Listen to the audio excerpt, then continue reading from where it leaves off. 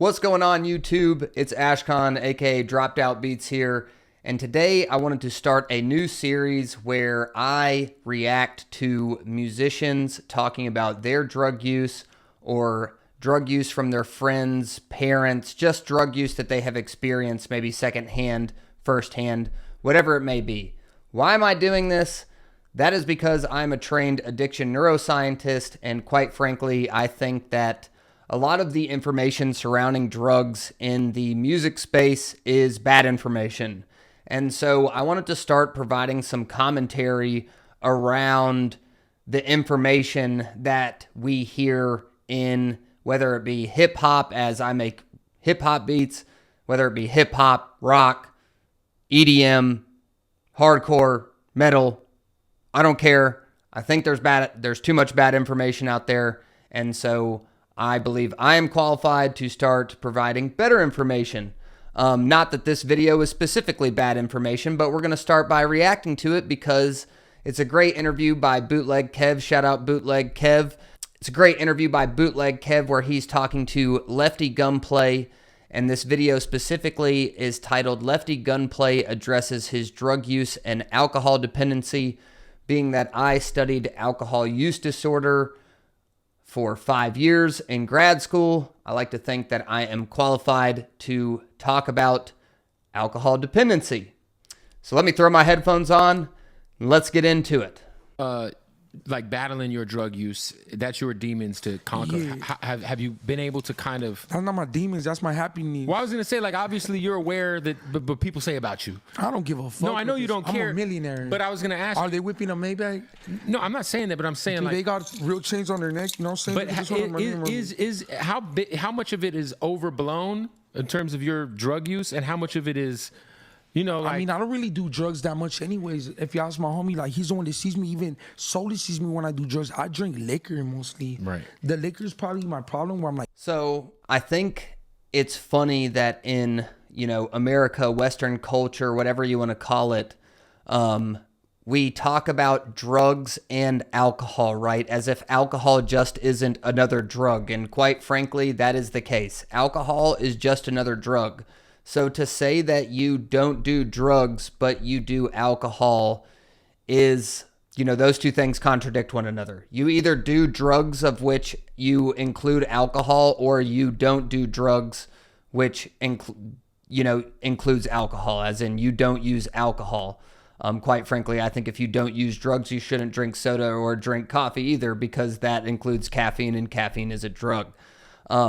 But so, yeah, he's talking about how he doesn't use drugs, but he has an alcohol problem. And so I think a lot of people feel like he's better off by not having a quote-unquote illegal drug problem and just having an alcohol problem, which I have bad news for you. Alcohol is by far one of the most dangerous drugs you can use, and especially to have an addiction to. Because alcohol and benzo are the two drug classes that you can die from withdrawal in. Because alcohol and benzodiazepines primarily work on your major excitatory and major inhibitory neurotransmitter systems, being glutamate and GABA respectively, this can shut down your brain function, due to overactive brain function and alcohol withdrawal, and so you will die. And so I think it's kind of funny that we always say drugs and alcohol, and then we talk about alcohol as if it's a better, safer option, when in reality, the only reason that it is safer than using an illegal drug is because we have regulations to ensure that alcohol is what is packaged on the bottle, which we'll get into later. So let's get back into the interview. Like, damn, I gotta cut back on it because I can't get up without a bottle, and it's just like, it just helps me like numb the pain. Like, my cousin got killed, my best friend overdosed, my other best friend overdosed, my homie got smoked on the corner, like my other homie died up in county jail. Like, it's just been really fucking me up, and it took a toll on me, and ever since that I haven't been the same. So if there's one thing that I do know is an absolute fact about drug addiction, is that most people who experience severe drug addiction have had serious trauma in their life, and it makes sense why they use drugs, right? Go look at Mark Lathem's YouTube channel, whatever it is. If you go listen to their stories, they've been dealing with trauma since they were kids, and they most likely start using drugs to cope with that trauma. I think we have kind of a nonsense argument in this world today about, well, is it the genes or is it the environment? And one of the things that I learned from my undergrad mentor is that you can't separate genes from environment. Those two things are intertwined because the environment has to exist for the genes to be expressed.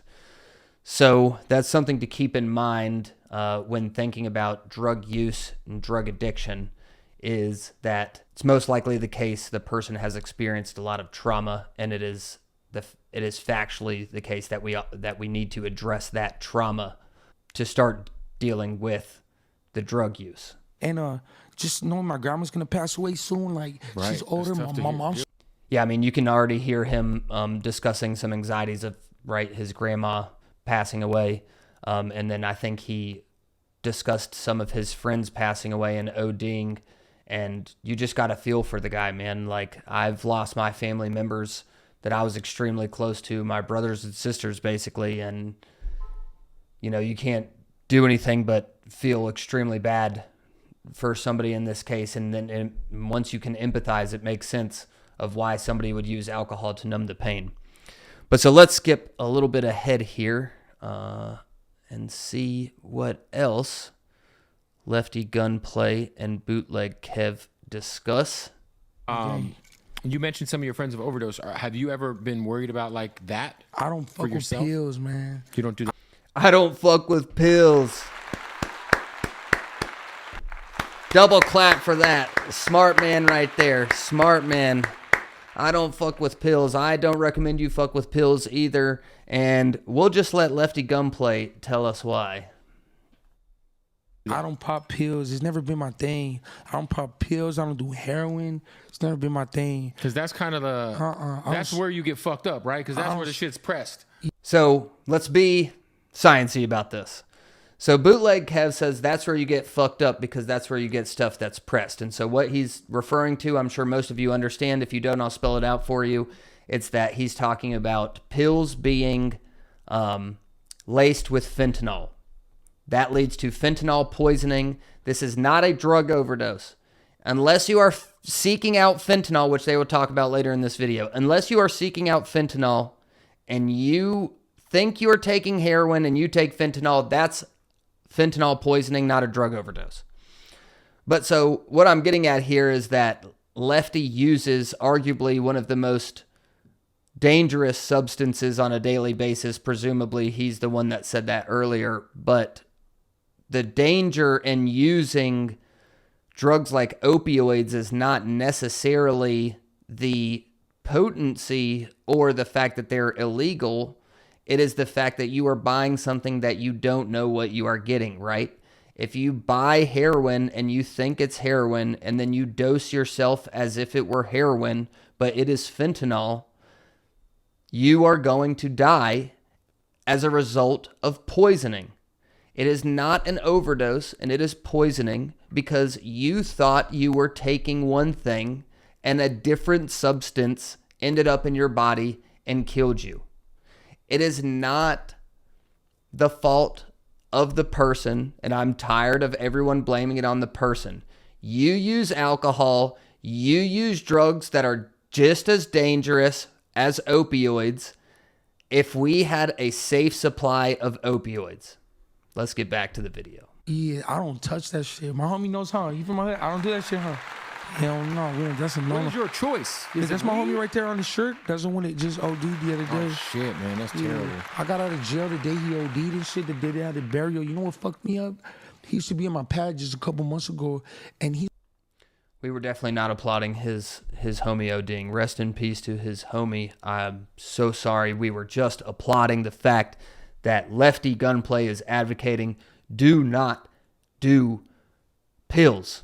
Don't do opioids. It's so sketchy with this sketchy opioid supply laced with fentanyl and fentanyl analogs. Analogs being chemically similar drugs to the drug that we're talking about.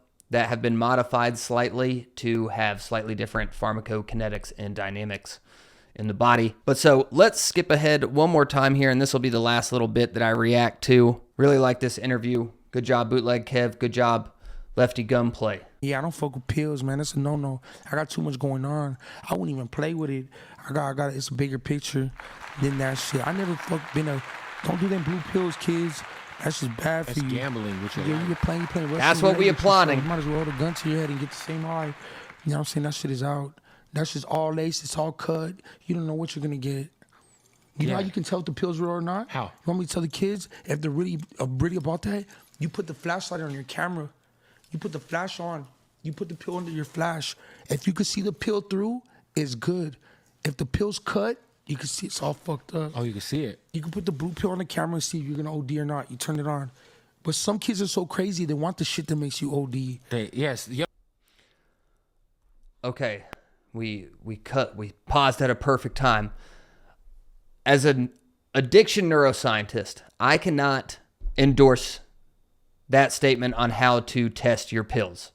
The only thing that I can endorse in terms of how to test your pills is you need a fentanyl test kit. There's no ifs, ands, or buts about it. Applaud the fentanyl test kit. That's what you need. If you're using opioids, you need a fentanyl test kit. Applaud it one more time, because doing this flashlight trick is not good enough for your body, okay?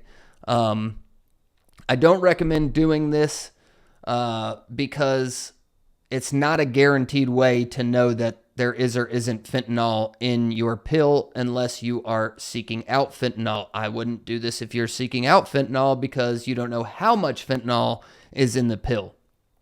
What I can say is that this makes sense from the standpoint of a pharmaceutical company's pill press is most likely going to be perfectly uniform, solid, all the way around, whereas someone who has cut a pill obviously is going to have cut it up and then repressed it.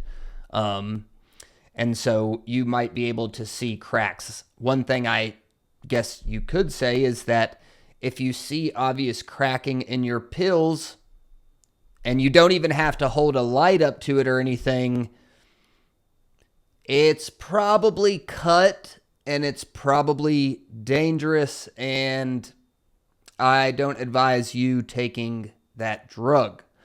I don't advise you taking any particular drug, I guess I should say, but that's not the point of this video. Let's see if Lefty has anything else to say, and then I'll kind of close us out here. Yo, people are used to fentanyl now.